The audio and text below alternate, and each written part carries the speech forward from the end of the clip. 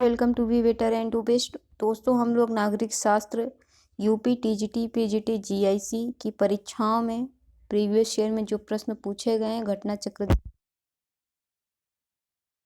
जिसमें हमने 56 क्वेश्चन तक संसद को देखा।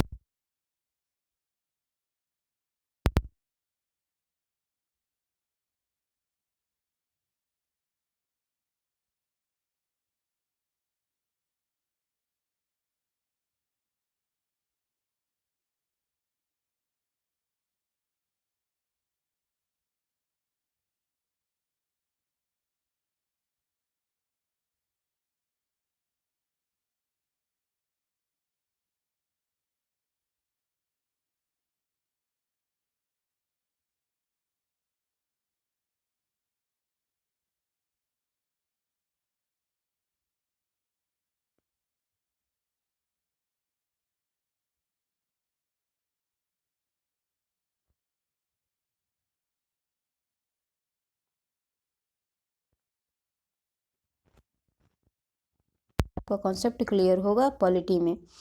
तो पढ़ने का उद्देश्य यही है कि हम प्रश्नों को समझे, एग्जामिनर के माइंडसेट को समझे, भविष्य में कैसे प्रश्न बन सकते हैं, किस किस टॉपिक से ज़्यादा प्रश्न बनते हैं और किस तरह के प्रश्न बनते हैं, इनका लेवल क्या होता है, यहाँ पे आप सीखेंगे। और जब भी हम प्रश्नों की व्याख्या पढ़ते हैं या प्रश्न को पढ़ते हैं तो कैसे उसको हम पढ़ें कि उससे रिलेटेड हमको सारे फैक्ट, सारे कॉन्सेप्ट क्लियर हो जाएं और दोबारा देखने की ज़रूरत भी न पड़े। तो यकीन मानिए, आप सबसे अपने आप को अलग पाएंगे, सबसे 10 नंबर आप ज़्यादा ही लेकर आएंगे अगर आप यहाँ से पढ़ते हैं तो। फिलहाल चलिए स्टार्ट करते हैं। और अगर आप पढ़ना चाहें तो ये बुक आप घर पे भी लेके पढ़ सकते हैं, लेकिन हालत वही होगी, बिना शिक्षक के, बिना स्कूल के आपकी जो दशा होती है बच्चों की वही होगी। इसीलिए ज़रूरी होता है एक गुरु, एक शिक्षक और स्कूल। ठीक है, चलिए। संघ की कार्यपालिका की शक्ति किसमें निहित होती है? राष्ट्रपति में निहित होती है। इस पर हम चर्चा कर चुके हैं। नाम मात्र की कार्यपालिका होता है क्योंकि सभी कार्य इसके नाम से होते हैं, लेकिन वास्तव में इसकी शक्तियों का प्रयोग प्रधानमंत्री करता है, इसलिए उसको वास्तविक कार्यपालिका कहते हैं।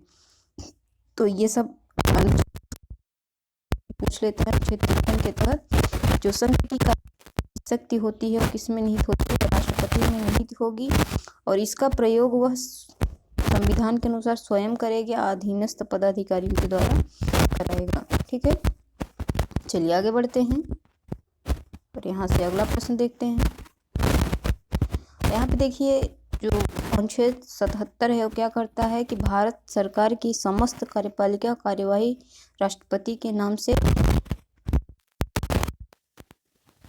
की जाएगी। तो मतलब यही काम है कि मर्डर किसी और ने किया, सजा हमको मिले।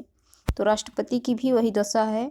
अगर कुछ भी अच्छा या खराब होता है तो उसका क्रेडिट, उसका नाम किसका होगा? राष्ट्रपति के नाम से ही होगा, चाहे अच्छा हो या खराब हो। जितनी भी अंतर्राष्ट्रीय संधियाँ होती हैं, समझौते हो, सब राष्ट्रपति के नाम से होते हैं।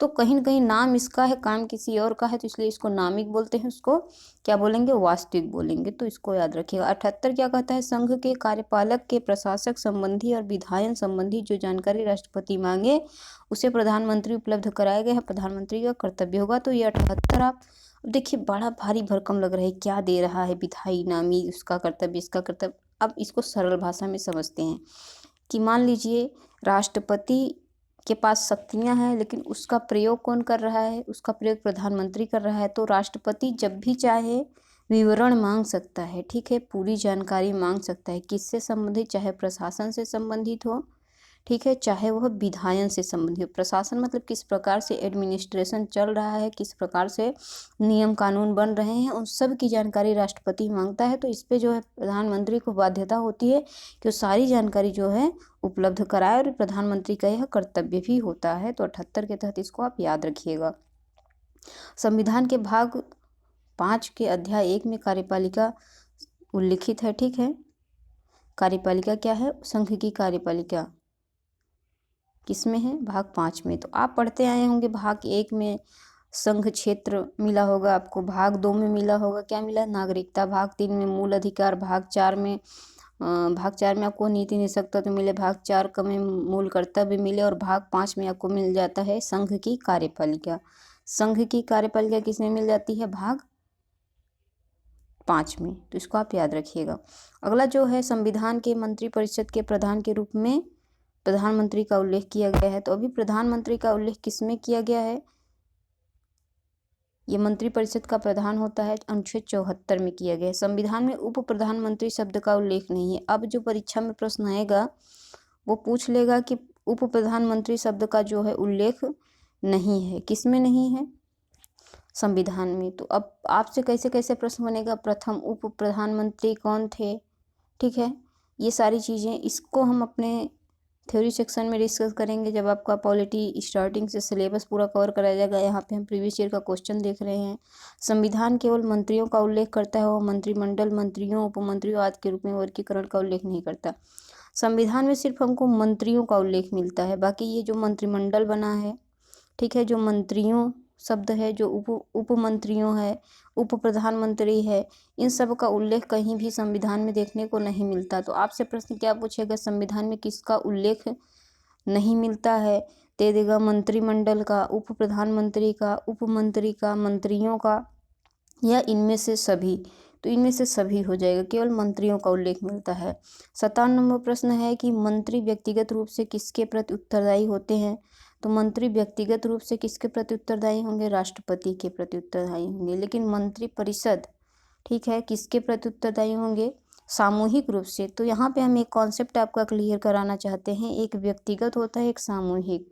अगर मंत्रिपरिषद के मंत्रियों की बात करी जाए तो व्यक्तिगत रूप से आप किसके प्रति होंगे? राष्ट्रपति के प्रति। किसके?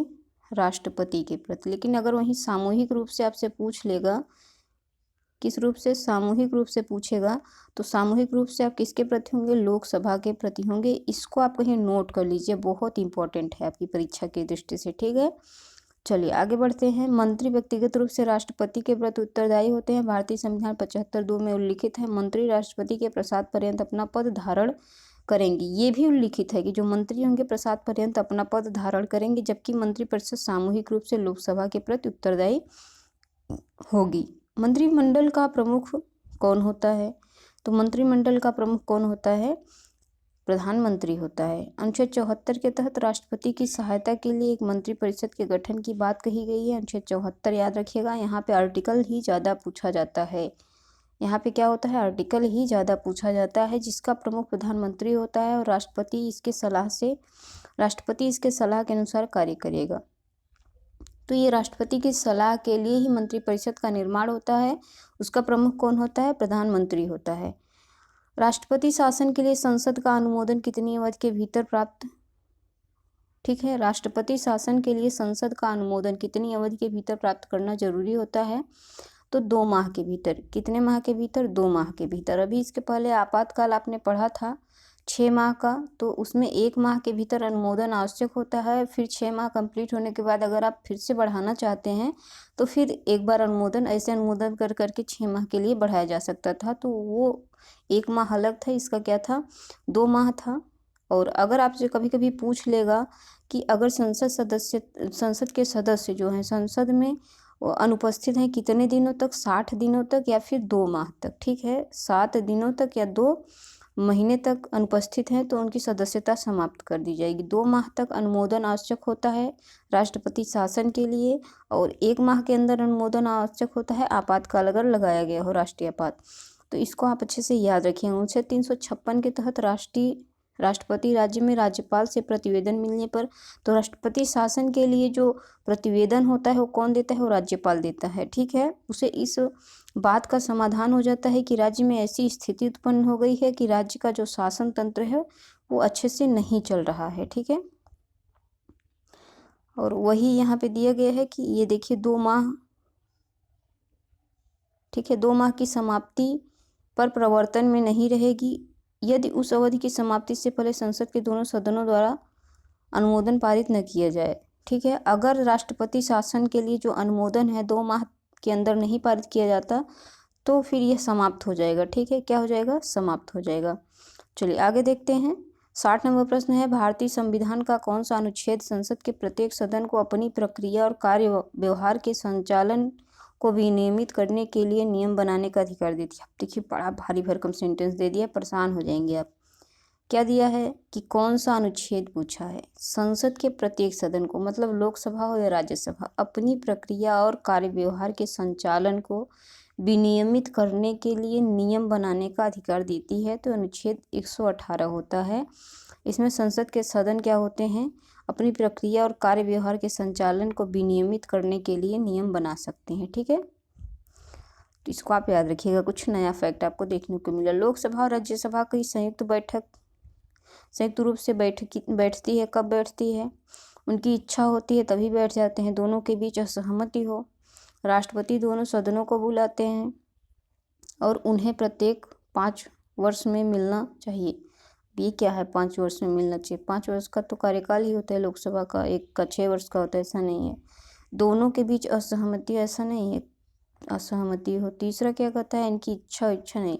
जब राष्ट्रपति दोनों सदनों को बुलाता है तभी बैठक होती है। ठीक है, बैठक कब होती है और राष्ट्रपति कब बुलाता है, अगर पूछा जाए राष्ट्रपति कब बुलाता है, तब दोनों सदनों के बीच अगर किसी भी मुद्दे पर असहमति है, विवाद है, तब होगा। लेकिन कौन बुलाता है, तो राष्ट्रपति बुलाता है। इसको समझने की कोशिश कीजिएगा। इस प्रश्न में बहुत कुछ छुपा हुआ है। बहुत सारे अभ्यर्थी जो हैं बी वाला आंसर लगा देंगे। पूछा है लोकसभा और राज्यसभा की संयुक्त बैठक बैठती है, कब बैठेगी? कब बैठेगी? जब राष्ट्रपति बुलाएगा।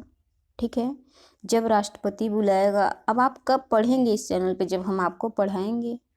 जब हम आपको पढ़ाएंगे। अब हम आपको कब पढ़ाएंगे या क्यों पढ़ाएंगे? ठीक है, जब मतलब कब और कब मतलब क्यों हम पढ़ाएंगे। जब भी पढ़ाएंगे क्यों पढ़ाएंगे तो रीजन हो जाएगा। तो रीजन नहीं पूछ रहा है, पूछ रहा है कि कब बैठती है। तो जब राष्ट्रपति बुलाता है तब बैठती है। चीज़ें आपको समझ में आई हैं कि नहीं आई, आप बताइएगा कमेंट करके। अब यहाँ पे देखिए 108 के तहत ये संयुक्त बैठक होती है, साधारण विधेयक पर होती है। हमेशा याद रखिएगा, साधारण विधेयक पर। हम आपको संविधान संशोधन विधेयक, धन विधेयक, वित्त विधेयक, साधारण विधेयक, सारे विधेयक पढ़ाएंगे। लेकिन अगर आप चैनल से जुड़े रहेंगे और अपने ज़्यादा से ज़्यादा दोस्तों तक शेयर करेंगे तो एकदम फ्री में आपको पढ़ाया जाएगा। और आप जाके तुलना कर लीजिएगा कि इससे बेटर अगर कोई पढ़ा दे तो बताइएगा। संसद दोनों सदनों, ठीक है, दोनों सदनों की संयुक्त बैठक बुलाई जा सकती है। अध्यक्षता कौन करता है? लोकसभा अध्यक्ष करता है। बुलाता और सत्रावसान करता है, आहूत करता है राष्ट्रपति। तो इसको आप ध्यान रखिएगा। देखिए किस तरीके से उलझा है। 2004 का पेपर है, मतलब 16 साल पहले का पेपर। 16 साल पहले का पेपर किस तरीके से उलझाया है आपको। संयुक्त रूप में बैठती हैं। अब देखिए ये कहने के बजाय कि कौन आहूत करता है, कौन सत्रावसान करता है, कौन बुलाता है, ये सब पूछने के बजाय बैठती है। अब बैठती है तो कन्फ्यूजन हो गया ना आपको कि दोनों सदनों के बीच असहमति होती है, बैठती हैं। राष्ट्रपति दोनों सदनों को बुलाते हैं। तो अब दोनों आपको सही लग रहा है, दोनों कन्फ्यूज होंगे। तो पूछा है बैठती हैं, बैठेंगी तभी जब राष्ट्रपति बुलाएगा। सिंपल सी बात है। अब राष्ट्रपति क्यों बुलाता है वो अलग बात है। राष्ट्रपति क्यों बुलाता है, क्यों शब्द यहाँ पे है ही नहीं। कब बुलाता है, जब का मतलब कब हो जाएगा, जब का मतलब क्या हो जाएगा कब, और कब बुलाएगा, राष्ट्रपति बुलाएगा। तो चलिए, राज्यसभा का उपाध्यक्ष कौन होता है? अभी हमने क्या अध्यक्ष पढ़ा था। अध्यक्ष मतलब सभापति होता है, सभापति मतलब उपराष्ट्रपति होता है। लेकिन अब यहाँ पे पूछा है उपाध्यक्ष कौन होता है, तो राज्यसभा के सदस्यों द्वारा अपने ही सदस्यों के बीच में से चुना जाता है। अब देखिए 2 चीज़ें आपको यहाँ पे एकदम क्लियर होनी चाहिए। उपाध्यक्ष, ठीक है, उपाध्यक्ष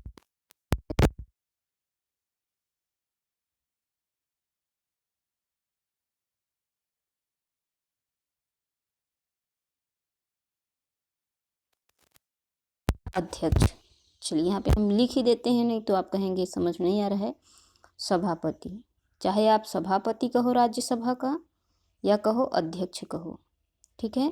तो अध्यक्ष कौन होता है? अध्यक्ष होता है उपराष्ट्रपति। कौन होता है? उपराष्ट्रपति होता है। उपराष्ट्रपति का क्या होता है? संसद के दोनों सदनों के सभी सदस्यों के द्वारा चुना जाता है। आनुपातिक प्रतिनिधित्व एकल संक्रमणीय पद्धति के आधार पर चुना जाता है। तो ये इसके बारे में हो गया।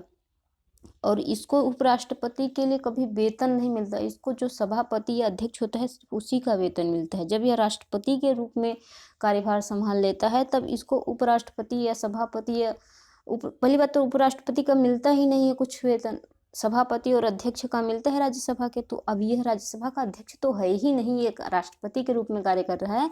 इसकी सारी शक्तियाँ, सारे जो पेंशन, वेतन, भत्ता, सब कुछ इसको जो मिलेगा, भत्ता वगैरह, वेतन मिलेगा, ये सब राष्ट्रपति को जो मिलता था वही इसको भी मिलेगा। तो ये हमारा भैया उपराष्ट्रपति से संबंधित हो गया और अप्रत्यक्ष रूप से इसका चुनाव होता है, तो सिमिलरिटी है कुछ। उसके बाद अब यहाँ पे जब उपाध्यक्ष पूछेगा, क्या पूछेगा? उपाध्यक्ष या उपसभापति, ठीक है, या पूछेगा उपसभापति। तो उपसभापति राज्यसभा का कौन होगा? उपसभापति राज्यसभा का कौन होगा? तो वो होगा राज्यसभा के सदस्यों द्वारा अपने ही सदस्यों के बीच में होगा। राज्यसभा के सदस्यों के द्वारा अपने ही सदस्यों, मतलब हमारे घर का ही कोई सदस्य है वही हो जाएगा। लेकिन सभापति कौन होगा? हमारे पूरे गांव के सदस्यों को मिला के जोड़ लीजिए, वो हो जाएगा। तो इसको ध्यान रखिएगा, बहुत ही बेसिक कॉन्सेप्ट है। यहाँ से देखिए, जहाँ से कन्फ्यूज़न क्रिएट होता है, जहाँ से आप घबरा जाते हैं एग्जाम में, एग्जामिनर आजकल यही कर रहा है, कुछ अलग से नहीं। यहाँ का फैक्ट वहाँ रखेगा, उसका निर्वाचन जो प्रणाली है उसको यहाँ पे रख देगा, उसकी योग्यता वहाँ रख देगा, उसकी योग्यता यहाँ रख देगा, ऐसे घुमा फिरा देता है आपको। कितना घुमाएगा? आप पहले से ही गोल गोल घूम लीजिए ना, जहाँ तक घूमना है, फिर उसको घुमाने दीजिए कितना घुमाता है। सब कुछ तो आपको पता ही रहेगा। तो यहाँ पे देखिए, राज्यसभा यथाशक्ति शीघ्र अपने किसी भी सदस्य को अपना उपसभापति चुनेगी। ये अनुच्छेद 89 कहता है, राज्यसभा यथाशीघ्र अपने ही किसी सदस्य को अपना क्या चुनेगी? उपसभापति या उपाध्यक्ष चुनेगी। और जब जब उपसभापति का पद रिक्त होगा तब तब राज्यसभा किसी अन्य सदस्य को अपना उपसभापति चुनेगी। ऐसा नहीं है कि राज्यसभा का जो उपसभापति या उपाध्यक्ष है उसका पद रिक्त होता है तो फिर उसके लिए कोई अलग करे, नहीं, उसी में से फिर दूसरे को चुन लेगी वो। राज्यसभा के वर्तमान उपाध्यक्ष कौन है? तो वर्तमान उपाध्यक्ष दिया गया है हरिवंश नारायण है, जिन्होंने 1 जुलाई 2018 को किसका स्थान लिया है? कुरियन का स्थान लिया है, ठीक है, इसको याद रखिएगा। अगला प्रश्न यहाँ पे हम देखते हैं, 63 नंबर प्रश्न है, राज्यसभा का उपसभापति निर्वाचित होता है। देखिए, फिर से वही प्रश्न आ गया है कि राज्यसभा के सदस्यों के द्वारा, राज्यसभा के सभी सदस्यों के द्वारा, ठीक है, यहाँ पे देखिए, राज्यसभा के सभी सदस्यों के द्वारा। अब यहाँ पे संसद दिया है, संसद है ही नहीं। यहाँ पे निर्वाचित दिया है तो निर्वाचित भी नहीं है। यहाँ पे निर्वाचित सदस्यों के द्वारा और यहाँ पे संसद दिया है तो ये भी गलत है। तो हमारा बी वाला ऑप्शन से कैसे कोड वर्ड को पकड़ना है, ठीक है। अगर आप कोड वर्ड को पकड़ के एलिमिनेट कर देंगे ना तो आंसर अपने आप निकल जाएगा, कुछ दिक्कत ही नहीं। संसद की बात ही नहीं है, सिर्फ राज्यसभा की बात है। और निर्वाचित सदस्यों की तो यहाँ पे बात ही नहीं की गई। निर्वाचित सदस्य किसमें होते हैं? वो राष्ट्रपति में होते हैं, वो उपराष्ट्रपति, सभापति या जो अध्यक्ष होते हैं उसमें भी नहीं होते हैं निर्वाचित। राज्यसभा में निर्वाचित सदस्य का कोई मतलब ही नहीं है, कुछ नहीं होता निर्वाचित सदस्य। ये राज्यसभा के जो निर्वाचित सदस्य होते हैं, राष्ट्रपति का जब चुनाव होता है उसमें भाग लेते हैं, ठीक है, इतना आप याद रखिएगा। अगला देखिए, 14वीं लोकसभा के उपाध्यक्ष पद के लिए किसे चुना गया? और ये प्रश्न 2009 का है, तो इसका सी ऑप्शन हो जाएगा, चरण। तो ये प्रश्न आपका आएगा नहीं। वर्तमान में किसको चुना गया है इसको आपको ध्यान रखना है। 16वीं लोकसभा 25/5/2019 को पूर्ण हो गया था, ठीक है। और नवीनतम गठित जो लोकसभा है, प्रथम सत्र, ठीक है, नवगठित लोकसभा का कार्यकाल उसके प्रथम सत्र से 5 वर्ष तक रहता है, इसको ध्यान रखिएगा। और यहाँ पे देखिए, ये इम्पोर्टेंट है आपका, ओम बिड़ला। कौन? ओम बिड़ला। वर्तमान में आप याद रखिएगा। आप टीजीटी का पेपर देने जा रहे हैं तो 2009 का क्वेश्चन है, रिपीट कर सकता है। क्या पूछा है?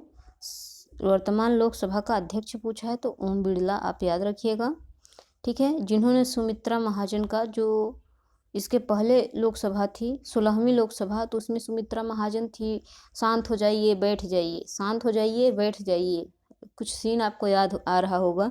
तो महिला थी, लेकिन अभी ओम बिड़ला आ गए हैं। कभी आप राज्यसभा चैनल लगाइएगा या फिर संसद जहाँ पे हो लोकसभा लगाइएगा, वहाँ ओम बिड़ला आपको दिख जाएंगे, बस इतना आपको याद रखना है, ठीक है। चलिए आगे बढ़ते हैं। संसद के संयुक्त अधिवेशन को कौन संबोधित करता है? हमने बताया ना कि संसद के संयुक्त अधिवेशन को आहूत करता है, सत्रावसान करता है, भाषण देता है, बोलता है, संबोधित करता है तो राष्ट्रपति करता है। लेकिन अध्यक्षता कौन करता है? अध्यक्षता आपका करेगा, कौन करेगा? लोकसभा अध्यक्ष करेगा। ये सब याद रखिए, जुबान पे होना चाहिए, कोई भूलने वाली बात नहीं है, ठीक है। चलिए आगे बढ़ते हैं। यहाँ पे देखिए कुछ दिख रहा है, कुछ अलग से तो नहीं है, ठीक है, कुछ भी अलग से नहीं है, सब वही है। यहाँ पे देखिए राष्ट्रपति संसद को कोई भी संदेश भेज सकता है। संसद को राष्ट्रपति कोई भी संदेश भेज सकता है। भेजे गए संदेश पर शीघ्रता से विचार करेगी, इसमें कुछ वैसा है नहीं जो। अब यहाँ पे देखिए 66 नंबर क्वेश्चन है, स्पीकर निर्णायक मत का प्रयोग करता है कब? जब मत समान हो। स्पीकर मतलब स्पीकर मतलब समझ रहे हैं ना, लोकसभा अध्यक्ष की बात कही जा रही है। और कब करता है? जब दोनों मत समान हो और निर्णायक मत उसी का होता है, ठीक है, निर्णायक मत उसी का होता है। इसमें भी बहुत सारे विवाद हैं। स्टार्टिंग में हमने आपको बताया था कि जब लोकसभा का अध्यक्ष को उसके पद से हटाने की प्रक्रिया चल रही है तो लोकसभा का अध्यक्ष नहीं होता है और वो प्रथम मत उसी का होता है और निर्णायक मत वह नहीं दे सकता है। लास्ट में अगर मत बराबर होते हैं तब अगर लोकसभा अध्यक्ष अपना मत देता है तो वो मत उसका निर्णायक नहीं माना जाता, क्योंकि वो लोकसभा अध्यक्ष पद पे है ही नहीं, उसको हटाने की प्रक्रिया चल रही है। सारी चीज़ें हम आपको बता चुके हैं। ये टाई शब्द याद रखिएगा, टाई इंपॉर्टेंट है। टाई की स्थिति में जो होता है वो उसका जो मत होता है निर्णायक होता है। चलिए आगे देखते हैं। भारतीय संविधान के अनुसार संसद की बैठक एक साल में कम से कम कितनी बार होनी चाहिए? आपको पता है 6 माह का अंतराल होना चाहिए। 6 माह का अंतराल होना चाहिए संसद की दोनों सदनों की बैठक के बीच, तो दो बार हो सकती है। देख रहे हैं जो हमने बताया सब कुछ वही है, कुछ अलग से इसमें दिया नहीं गया है। थोड़ा सा समय भी आपका बचाते हैं क्योंकि जो चीज़ें हम डिस्कस कर चुके हैं उसके बारे में फिर वही बात करने की आवश्यकता क्या है। 6 माह देख रहे हैं, वही प्रश्न है। संसद के 2 सत्रों के बीच का अंतर कितना होता है? संसद के सत्र कितने प्रकार के होते हैं? 3 प्रकार के सत्र होते हैं। आपने सुना होगा शीतकालीन सत्र, बजट सत्र ना, मानसून सत्र, पता नहीं क्या क्या सत्र सुना होगा। तो सत्र भी हम आपको डिस्कस कराएंगे जब हम आपको थ्योरी स्टार्ट करेंगे। तो आप यहीं से अनुमान लगा लीजिए कि आपको कितना अच्छा पढ़ाया जाने वाला है, ठीक है। बहुत भारी भरकम नहीं पढ़ाएंगे, लेकिन जो भी पढ़ाएंगे आपके एग्जाम में डायरेक्ट प्रश्न बनेंगे। अगला जो प्रश्न है, निम्नलिखित में से कौन अनुच्छेद कहता है कि राज्यसभा विघटित नहीं की जा सकती? सही बात है, राज्यसभा भंग नहीं की जा सकती, विघटित नहीं की जा सकती, समाप्त नहीं की जा सकती। लेकिन अगर विधान परिषद पूछ ले तो विधान परिषद समाप्त हो सकती है। विधान परिषद समाप्त हो सकती है और कौन कर सकता है? संसद कर सकता है विधान परिषद को समाप्त, लेकिन भंग नहीं हो सकता, ठीक है। विधान परिषद भंग नहीं हो सकती, समाप्त हो सकती है संसद के द्वारा विधि बनाकर, ठीक है। कहीं पे उसका सृजन भी संसद कर सकता है और विघटन भी कर सकता है। कौन कर सकता है? ठीक है। चलिए आगे देखते हैं। उसके जब विधान परिषद और विधानसभा को पढ़ाएंगे, आप अगर स्टार्टिंग किए हैं तो आपको बड़ा कन्फ्यूजन होगा। विधान परिषद, विधानसभा, राज्यसभा, लोकसभा, विधानमंडल, ठीक है, विधानमंडल और मंत्रिमंडल, मंत्री परिषद, ये सब घचपच उसी में सब बिरबल की खिचड़ी लगने लगेगी। इधर का उधर, इधर का उधर होता रहेगा ना। तो एग्जामिनर भी तो एग्जाम में यही करता है, इधर का उधर करता है। तो हम जितने अच्छे से पढ़ेंगे ना, कितना भी इधर का उधर कर ले, हमारा कॉन्सेप्ट तो क्लियर है। तुम कहीं का उठा के कहीं पे रख दो, कितना घुमा के ले आके रख दो, हम तो पकड़ ही लेंगे, ठीक है। तो हम इसी तरीके से आपको पढ़ाएंगे। तो पूछ रहा है कि निम्नलिखित में से कौन सा अनुच्छेद कहता है कि राज्यसभा विघटित नहीं हो सकती? शुरू में हमने आपको बताया था 83, हमने कहा था अनुच्छेद भी पूछ लेता है। देखिए लेटेस्ट 2004 में TGT में प्रश्न आया हुआ है। इसमें आप देख सकते हैं अनुच्छेद 83 1, अगर एक नहीं याद है 83 सॉरी, एक नहीं याद है 83 याद है तो इसमें राज्यसभा का विघटन नहीं होगा। मतलब यह एक स्थायी सदन है। इसके 1/3 सदस्य प्रत्येक 2 वर्ष क्या होते हैं? सेवानिवृत्त हो जाते हैं। कार्यकाल सदस्यों का 6 वर्ष का होता है। सब कुछ हम आपको बता चुके हैं। चलिए आगे देखते हैं। 70 नंबर प्रश्न क्या कहता है कि प्रत्येक संसदीय प्रणाली में संसद की बैठकों में प्रश्नों के लिए, यहाँ पे देखिए थोड़ा सा ये समय निर्धारण किया जाता है जिसे कहते हैं, तो इसका प्रश्नोत्तर घंटा, प्रश्नकाल, देखिए प्रश्नोत्तर घंटा दे दिया है। गजब का टर्म यहाँ पे यूज करते हैं एग्जामिनर कि देख कर ही दिमाग चकराने लगे। हाँ, कुछ नहीं है, वही जो प्रश्नकाल है उसी के बारे में कहा गया है कि प्रत्येक संसदीय प्रणाली में संसद की बैठकों में प्रश्न करने के लिए 1 घंटा जो निर्धारित होता है उसको क्या कहते हैं, प्रश्नकाल कहते हैं। ठीक है, इसको यहाँ पे देख लेते हैं कि प्रश्नोत्तर घंटा या प्रश्नकाल क्या कहता है। संसद की बैठक शुरू होते ही पहला घंटा जो होता है प्रश्नकाल का होता है। मान लीजिए संसद स्टार्ट हो गई 12 बजे से, तो 12 से 1 बजे का जो घंटा होगा क्या होगा, प्रश्नकाल का होगा। इसको प्रश्न घंटा भी कहा जाता है।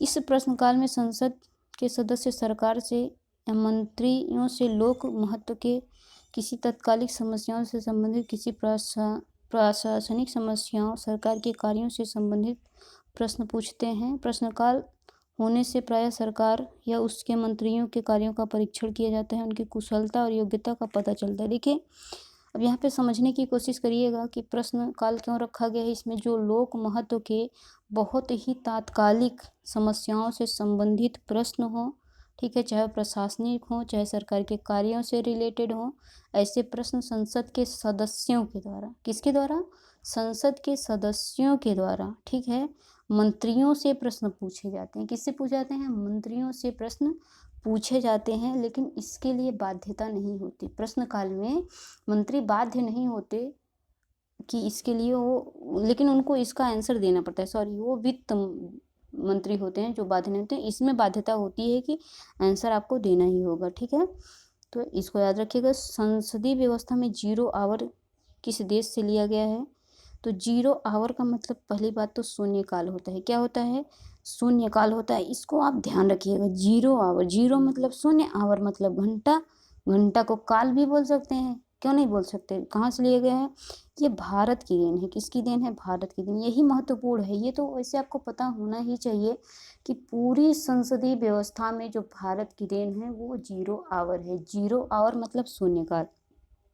अब प्रश्नकाल और शून्यकाल में बड़ा ही कंफ्यूजन होता है एग्जाम में। इसको हम देख लेते हैं यहाँ पे। देखिए, शून्यकाल क्या होता है, भारतीय विशिष्ट भारतीय संसदीय व्यवहार है। क्या है, विशिष्ट भारतीय संसदीय व्यवहार है, मतलब भारत की देन है। प्रश्नकाल और सभा पटल पर पत्र रखे जाने के तत्काल पश्चात किसी सूचीबद्ध कार्य को सभा द्वारा शुरू करने से पहले का लोकप्रिय नाम शून्यकाल है। ठीक है, जैसे कि अभी हमने देखा संसद की प्रक्रिया स्टार्ट हुई, उसमें सबसे पहले प्रश्नकाल का समय आया। 12 बजे से स्टार्ट हुई, 12 से 1 प्रश्नकाल का था। महत्वपूर्ण लोक महत्व के तात्कालिक समस्याओं से संबंधित प्रश्न पूछे गए, चाहे प्रशासनिक हो, चाहे विधायी हो, चाहे सरकार के मंत्रियों से संबंधित हो या कार्यों से संबंधित प्रश्न पूछे गए थे। अब क्या हुआ, ठीक है, अब शून्यकाल किसी भी मामले को उठाने के लिए सदस्य प्रतिदिन 10 से, ठीक है, पूर्वाह्न 10 से पूर्व और अध्यक्ष को सूचना देते हैं। ठीक है, मतलब इसमें अगर आप कोई भी प्रश्न पूछना चाहते हैं तो 10 से पूर्व आपको, ठीक है, सूचना देना होगा। किसी भी मामले को उठाने या ना उठाने की अनुमति या मामले के क्रम के निर्णय अध्यक्ष पर ही निर्भर होगा। वर्तमान में शून्यकाल के दौरान 20 मामले उठाए जाते हैं। तो यहाँ पे देख रहे हैं कि आप शून्यकाल में कितने प्रश्न पूछ सकते हैं, 20 प्रश्न पूछ सकते हैं। परीक्षा में आया हुआ प्रश्न है, नोट कर लीजिए, कहीं पे स्क्रीनशॉट ले लीजिए। अगर आपने ये किताब रखी है तो वहाँ पे जैसे हमने बताया उसको अंडरलाइन करिएगा। वर्तमान में शून्यकाल में आप अधिकतम कितने प्रश्न पूछ सकते हैं, 20 प्रश्न पूछ सकते हैं, इसको याद रखिएगा। और आपको प्रश्न पूछने से पहले सूचना देनी होगी लोकसभा अध्यक्ष को देनी होगी 10 पूर्वाह्न से पूर्व। ठीक है, अब अध्यक्ष के ऊपर निर्भर करेगा कि शून्यकाल में जो प्रश्न पूछा जाना है उसकी अनुमति दे या न दे। ठीक है, ये चीज़ आप याद रखिएगा। और ये भारत की देन है 0 आवर्स शून्यकाल। ये प्रश्नकाल के बाद स्टार्ट होता है, प्रश्नकाल के बाद स्टार्ट होता है। ये चीज़ें आप याद रखिएगा। प्रश्नकाल तो आपको पता ही है, पहला जो स्टार्टिंग होता है प्रश्नकाल 12 से 1 घंटा होता है। उसमें लोक महत्व के प्रश्न उठाए जाते हैं, तात्कालिक समस्याओं से संबंधित होते हैं, वो सब आपको पता ही है। ठीक है, अगला देखिए, भारतीय संसद की कार्यवाही में 0 आवर का अर्थ क्या होता है। 0 आवर का अर्थ क्या होता है, प्रश्नकाल के पूर्व का काल, प्रश्नकाल एवं एजेंडा के मध्य का समय। तो देखिए, प्रश्नकाल के पूर्व मतलब पहले, पूर्व मतलब क्या होता है, पहले। अगर यहीं पे प्रश्नकाल के पश्चात दिया होता, ध्यान दीजिएगा, अगर यहाँ पे प्रश्नकाल के पश्चात शब्द दिया होता तो ये सही हो जाता, ठीक है। अगर चौथा ऑप्शन नहीं भी होता, प्रश्नकाल के पश्चात शब्द दिया होता तो ये तीसरा ऑप्शन सही होता, लेकिन यहाँ पे जो पूर्व शब्द दिया है यही गलत दिया है। अब प्रश्नकाल एवं एजेंडा के मध्य का समय, तो यहाँ पे ये ऑप्शन सही हो जाएगा। कैसे सही हो रहा है इसको हम व्याख्या में ऊपर देख चुके हैं, ठीक है। अगला देखिए, संसद की कार्यवाही में शून्यकाल का अर्थ क्या होता है। प्रश्नकाल के बाद 1 घंटे का समय जिसमें कोई कार्य सूची नहीं निश्चित नहीं रहता, क्या होगा इसका आंसर बताइए। देखिए वही इसका बी ऑप्शन सही होगा। प्रश्नकाल के बाद का जो 1 घंटा का समय होता है, मतलब इसको आप 1 बजे से कह सकते हैं, ठीक है। ये देखिए कहाँ चला गया, हाँ यहाँ पे देखिए प्रश्नकाल के 1 घंटे बाद का समय कोई भी कार्य सूची में निश्चित नहीं होता है, ठीक है। अगला देखिए 74 नंबर, संसद में शून्यकाल का अर्थ क्या है। तो संसद में शून्यकाल का अर्थ होता है प्रश्नकाल एवं अन्य कार्यों के प्रारंभ होने के समय के बीच की अवधि होती है। प्रश्नकाल के बीच मतलब प्रश्नकाल कंप्लीट हो गया है और अन्य कार्यों के प्रारंभ होने के बीच। मान लीजिए इधर आपका प्रश्नकाल है जो कंप्लीट हो चुका है, इधर अन्य प्रश्न क्या होते हैं, कार्य शुरू होने वाले हैं, लेकिन इसी के बीच में हम क्या करते हैं, शून्यकाल आता है जिसमें हम क्या करते हैं, प्रश्न पूछते हैं। इसके लिए हमको सूचना देनी होती है 10 पूर्वाह्न के पहले, ठीक है। और इस पर जो प्रश्न है इस पर पूछने का अधिकार वो लोकसभा अध्यक्ष निर्णय करेगा कि इसको पूछा जाए या ना पूछा जाए, इसको आप ध्यान रखिएगा, ठीक है। चलिए आगे बढ़ते हैं।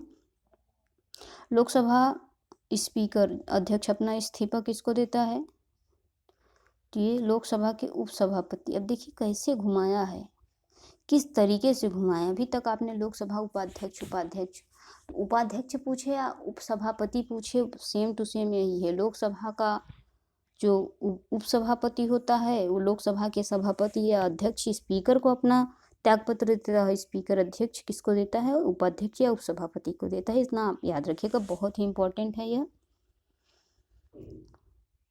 तो दोस्तों इस पार्ट में हम इतना ही देखेंगे। लगभग 75 क्वेश्चन तक हमने देख लिया है, बाकी के बचे 25 क्वेश्चन हम अपने आखिरी और लास्ट पार्ट में कवर करेंगे, जिसमें आपकी संसद पूरी कंप्लीट हो जाएगी। और संसद से रिलेटेड लगभग 90% आपके सारे फैक्ट, सारे बेस यहीं से क्लियर हो रहे हैं। 10% बचा, हम आपको एकदम सीरियल में, एकदम क्रम में एक एक पॉइंट आपको जब बता देंगे, वहाँ से आपकी 100% तैयारी हो जाएगी। उसके बाद आप कोई भी प्रश्न पत्र उठा लीजिए, सारे क्वेश्चंस आप ऐसे आपकी जुबान पे आंसर रहेंगे। समझ लीजिए आपको 4 ऑप्शन की ज़रूरत ही नहीं, आप प्रश्न देखते ही आंसर मुँह से आपके निकल जाएगा, ठीक है। तो यह क्लास यहीं पे समाप्त करते हैं। बहुत बहुत धन्यवाद।